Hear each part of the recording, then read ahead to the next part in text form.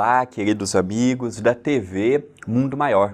Sejam bem-vindos ao programa Jesus e o Espiritismo. Meu nome é André Luiz Querini Vilar. Sou orador, escritor e apresentador.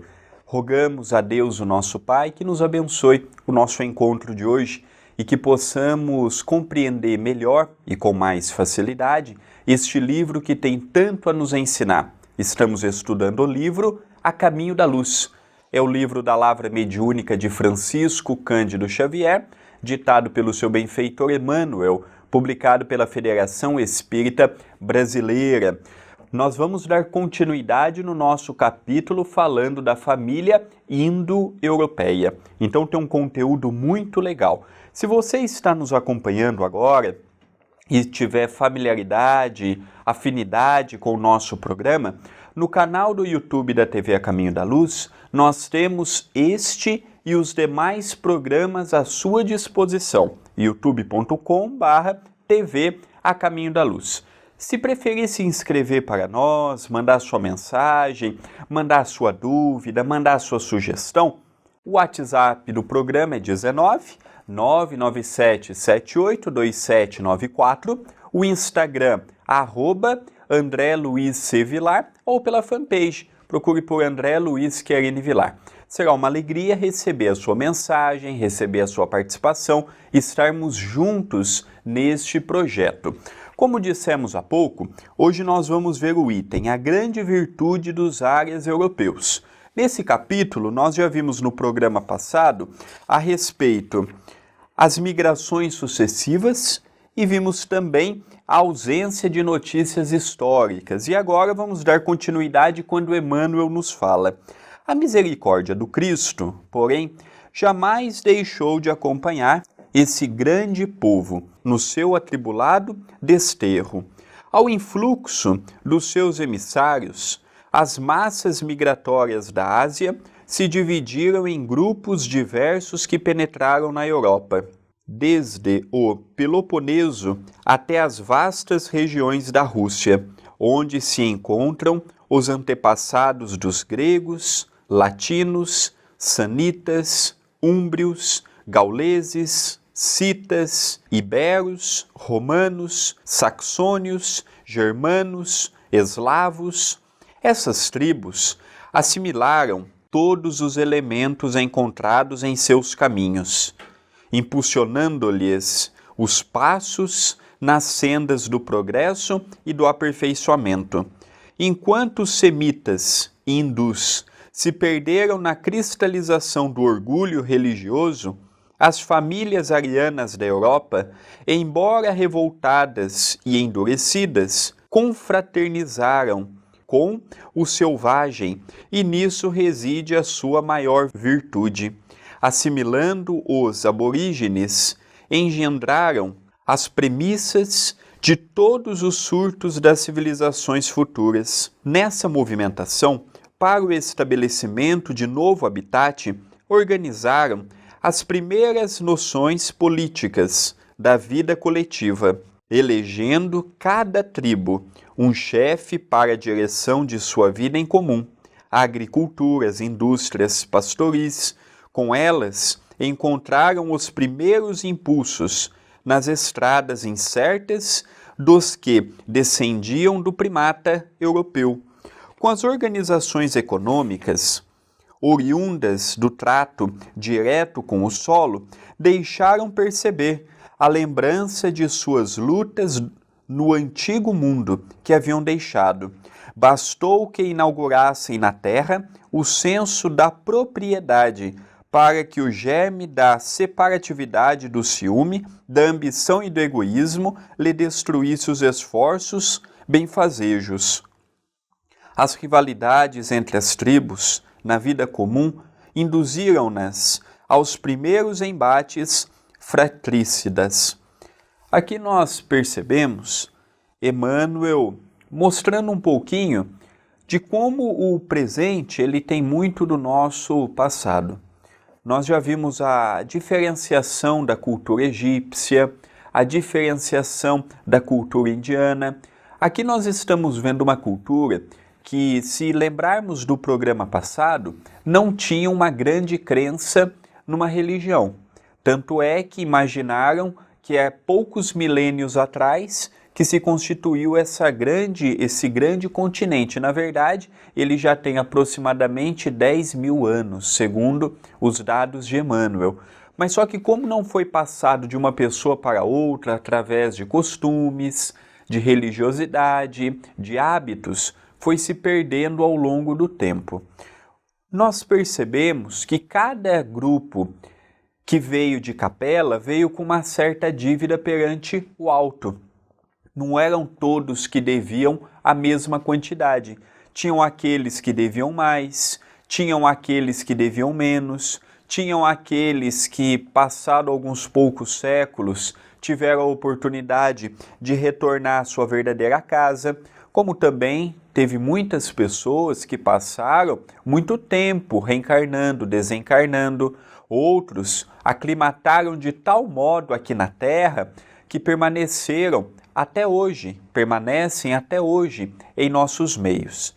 Especificamente falando, ele mostra para nós o lado bom da civilização, das civilizações que passou em nossos meios, mas ele mostra também os ascendentes espirituais negativos, fatores que fizeram com que eles saíssem de Capela e viessem para a Terra. Vimos, por exemplo, que um dos grandes problemas dos hindus, que tinha uma compreensão na reencarnação, era uma das civilizações precursoras, por exemplo, dos egípcios, veio antes em forma de sociedade. Até hoje eles têm plena noção da reencarnação, mas até hoje também eles ainda vivem no costume de castas, deixando muito claro o seu orgulho, deixando muito claro o seu egoísmo. Aqui nós já vemos uma outra chaga que acompanhou esse povo indo-europeu, que pegou toda aquela parte que hoje nós conhecemos mesmo da Europa, toda aquela divisão, não como nós temos hoje, mas em termos territorial.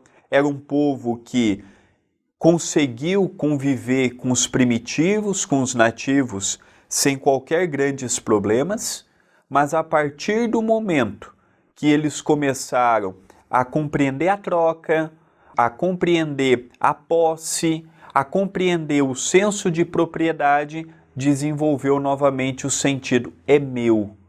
E aí que começou a conturbar a relação entre as famílias, entre as tribos, entre as pessoas, porque se julgavam dono daquilo, daquela situação, daquela verdade, daquela relatividade. Então foi aí que entrou na decadência e que nós vemos até hoje o egoísmo predominante. São culturas extremamente avançadas do ponto de vista intelectual, mas são culturas também que não têm fraternidade, não têm solidariedade. Se a pessoa do seu lado está morrendo, pouco se preocupa em ajudar. É problema dele, é problema dela. Por isso que nós vimos que, apesar de estarmos em pleno século XXI, nós ainda temos costumes do século XIII, XIV, XV. Nós temos costumes do século antes do advento do Cristo, antes da cronologia que foi dividida em antes e depois da passagem de Jesus. É pelo endurecimento do coração humano. Não é Deus o culpado da miséria humana, não é Deus o culpado das dificuldades que enfrentamos, é o próprio homem não gerenciando seus sentimentos, é o próprio homem não gerenciando as suas afinidades. Permite que, ao passo que ele poderia ajudar o seu irmão, com uma simples palavra, não estamos induzindo apenas a ajuda monetária, financeira, material, mas ajuda também espiritual. Então, até hoje, nós vemos que no curso desses milênios, pouco avançamos. E quando avançamos, não é porque o homem já modificou o seu coração, é porque as leis humanas também hoje nos obrigam a repensarmos em muitas coisas. Há 300, 400 anos, em que a lei não era tão firme, se matavam as pessoas como se mata até hoje os animais, com crueldade. Hoje só não se faz em número alarmante, não é porque as pessoas já pacificou o coração, já evoluiu, já estão adiantadas, não. Muitos é com medo de serem pegos, de serem presos, de serem condenados. Então nós já começamos a ver o quanto que o nosso passado ainda está interferindo na felicidade do indivíduo e na felicidade do coletivo. Por isso que é muito importante nós vermos estas obras espíritas, o conteúdo que ela nos traz de compreensão. É o passado interligando ao presente e criando perspectivas para o futuro. É uma continuidade natural. São as peças do quebra-cabeça sendo colocado. Alguns já conseguem com mais felicidade, outros já conseguem com mais sabedoria, mas existem muitos ainda que, não compreendendo a lei da fraternidade, não compreendendo a lei do amor, não compreendendo a lei de que na Terra nós não estamos apenas e tão somente para juntarmos o que julgamos ser nosso, mas também para vivermos num coletivo. É muito importante que nós consigamos ter esta visão, para não passarmos por estes padecimentos que caminham conosco há muito. Nós vamos dar continuidade no segundo bloco a respeito os nórdicos e os mediterrânicos. Então, é um capítulo também que interfere até hoje naquela divisão geológica, geográfica da Europa. Mas antes, gostaria de convidar os amigos para acompanhar conosco. Todos os domingos, às 18 horas, horário de Brasília, eu realizo o Evangelho no Lar com a minha família através da fanpage.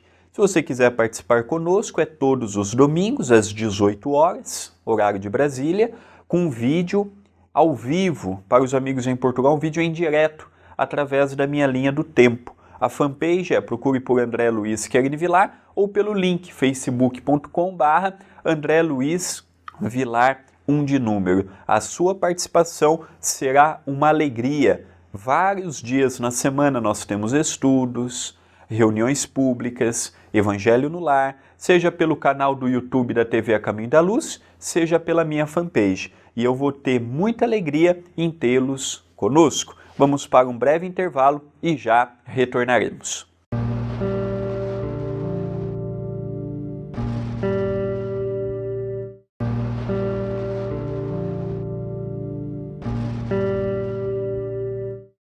Voltamos com o programa Jesus e o Espiritismo.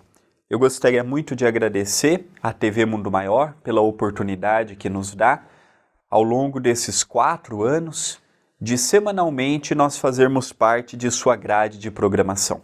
Já estudamos o livro Jesus no Lar, já estudamos o livro Roteiro, já estudamos o livro Espírito da Verdade e agora estamos no nosso 4º livro, nosso porque o programa é meu e também de cada ouvinte, de cada telespectador que vem nos acompanhando.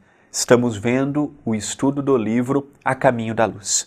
Quem quiser estudar todos estes livros, no canal do YouTube da TV A Caminho da Luz tem as playlists. Estudo do livro Jesus no Lar, com André Luiz Vilar, estudo do livro Roteiro, com André Luiz Vilar, tudo discriminado.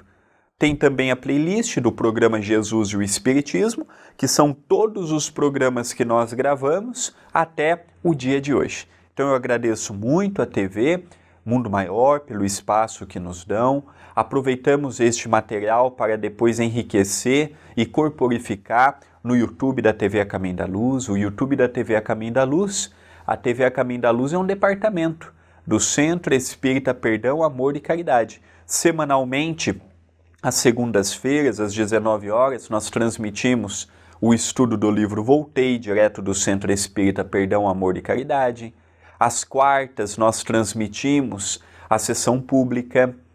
Então, nós temos aí um conteúdo que vem levando muitas pessoas a acompanhar as atividades do centro. Se você ainda não é inscrito no nosso canal, para os amigos em Portugal, subinscrito, eu convido para que se inscreva, subscreva em nosso canal. A sua inscrição ela é muito importante.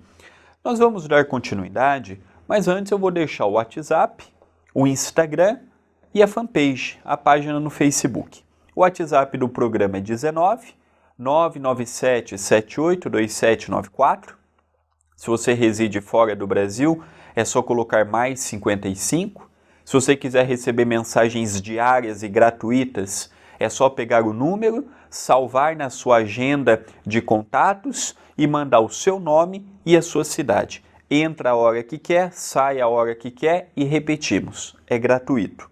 Temos também o Instagram, procure por @AndréLuizCVilar e a fanpage, procure por André Luiz Querin Vilar e deixe o seu like na página. Por aí você tem a oportunidade de entrar em contato conosco, mas tem pessoas que não têm redes sociais e preferem o e-mail. O meu e-mail é vilardandré2@yahoo.com.br. Estou esperando a sua mensagem. Dando continuidade, o item que veremos agora é os nórdicos e os mediterrânicos.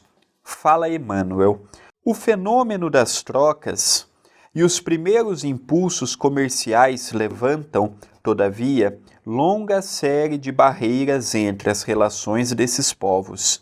De um lado estavam os nórdicos e do outro permaneciam os mediterrânicos, em luta acérrima e constante. A rivalidade acende nessas duas facções os fogos da guerra, sob os céus tranquilos do velho mundo.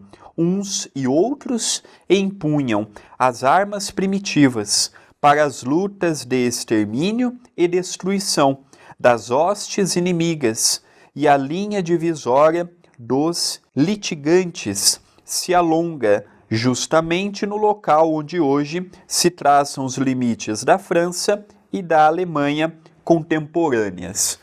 Porque Emmanuel já vai dizendo para nós a rivalidade entre o Sul e o Norte. As dificuldades de relação, as guerras sucessivas, as brigas pelo poder, a briga natural pelo comércio, a briga natural pela imposição do modo de cada um de pensar, de agir. Aqui ele define também um outro espaço territorial com grandes conflitos entre a França e entre a Alemanha. Hoje é França, hoje é Alemanha, mas naquela altura é evidente que não era. Então nós vemos que os conflitos sempre existiram. Ao passo que os egípcios, eles já tinham uma espiritualidade maior, apesar de eles já conseguirem compreender muitas coisas do lado espiritual, esta cultura que fez a família indo-europeia, nós vemos que eles já tinham uma outra cabeça, uma outra mentalidade, eles já tinham outras dívidas, outras qualidades. Então eles eram um povo mais guerreiro, não tinha qualquer cultura com a religiosidade, não tinha qualquer cultura com esta ligação com o lado espiritual. Viviam muito terra a terra, ao passo que quando descobriu o comércio, quando descobriu a lei da troca, quando descobriu a lei da propriedade, eles mostraram muito a sua personalidade que trouxeram do antigo orbe. Eles mostraram muito aquela individualidade, aquele egoísmo, aquele orgulho, muitas chagas que nós, humanidade, carregamos até hoje. O é meu, é minha. Na verdade, temporariamente é meu, temporariamente é minha, mas no amanhã não será. Então é esta dificuldade que caminha no coração não apenas dos europeus, mas é de quase toda a coletividade, ainda mais neste mundo global em que nós pegamos os acertos dos povos, mas também contagiamos com os equívocos do materialismo, os equívocos de tudo ter um valor. Então os nórdicos seria o que nós temos hoje, aquela faixa norte da Europa. O Mediterrâneo seria toda aquela faixa sul, que pega exatamente o Mediterrâneo entre o sul do continente europeu e corta o norte da África, aquele rio. Então nós começamos a perceber o quanto que a história ela vai repetindo sucessivamente, o quanto que no curso dos milênios, intelectualmente nós demos um salto extraordinário, mas o quanto que a relação humana ainda continuou muito atrasada até hoje. Ainda se mede as pessoas pelo que se tem, ainda se mede as pessoas pelo que possui, ainda se mede as pessoas pelo seu sobrenome, ainda se mede pela posição social que ocupa. Então, nós vemos que enquanto a sociedade, enquanto as pessoas, na sua maioria, caminhar com este foco, naturalmente vai haver uma separação natural, Porque às vezes eu tenho do meu lado uma pessoa digna, uma pessoa íntegra, uma pessoa de bom senso, mas que socialmente falando não representa nada. Para muitos, sua opinião é mais uma. Então nós começamos a ver que são as velhas dificuldades de outrora, os velhos conflitos vindo em forma cíclica de tempos em tempos para repensarmos. A mudança espiritual, a mudança interior, a mudança dos sentimentos, ela não se verifica de hoje para amanhã. E o exemplo disso é o livro que nós estamos estudando. O exemplo disto é as dificuldades que vamos trazendo de tempos em tempos. Encerra Emmanuel nos dizendo: é como se explica essa intensidade de aversão racial entre as duas nações, contadas entre as mais progressistas e operosas do planeta. Tal situação psicológica entre ambas haveria de tornar-se em fatalidade histórica, oriunda dos atritos entre o germanismo e a latinidade nas épocas primitivas. O que se não justifica, porém, é a perpetuação dessas animosidades no curso do tempo, pelo que se impõe como imperativo constante a concentração de todos os pensamentos no objetivo da fraternidade geral.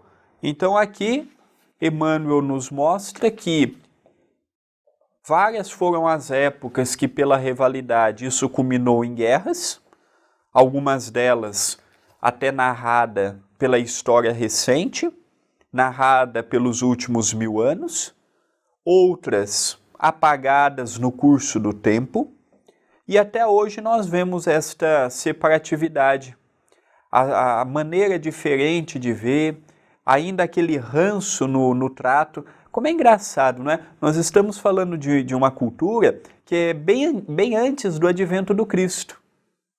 Olha como passaram-se 2, 3, 4 mil anos e a animosidade continua impregnada naquele solo. Não vai mudar do dia para a noite, é uma transformação lenta, já está bem melhor do que estava e naturalmente vai melhorar ainda mais. Mas esta relação entre povos, esta relação entre pessoas, esta relação entre os fatos, ela leva-se o seu tempo natural. E no nosso próximo programa, nós vamos ter a oportunidade de encerrar este capítulo, que vem falar um pouquinho da família indo-europeia, que dali foi o braço para outras ramificações, para outras culturas, para outros povos que deixaram um legado social, cultural, moral, intelectual, religioso, que até hoje nós temos nos nossos dias e nem sempre percebemos. Tem muitas coisas que nós nos deparamos, tem muitas coisas que nós vivenciamos e não percebemos. E para fecharmos o nosso conteúdo de hoje, eu gostaria de rememorar a frase que nós lemos no início do bloco passado, deste mesmo programa, a misericórdia do Cristo. Jesus não desamparou ninguém que já teve a oportunidade de reencarnar, de desencarnar, de reencarnar novamente na Terra. Se era daqui ou se veio de outro planeta, Jesus tratou com amor e com fraternidade, com respeito e com caridade. Mesmo este povo, guerreando entre si, mesmo este povo, sem qualquer crença na imortalidade da alma, sem qualquer crença religiosa, em momento algum, Jesus deixou desamparados, em momento algum, Jesus privilegiou o povo A, B e C e os deixou à margem. Não, os amou da mesma forma. Ao encerrarmos o programa, rogamos a Deus, o nosso Pai, que nos abençoe, que nos ampare e que nos fortaleça, dando-nos uma continuidade de semana de muita paz e muita luz.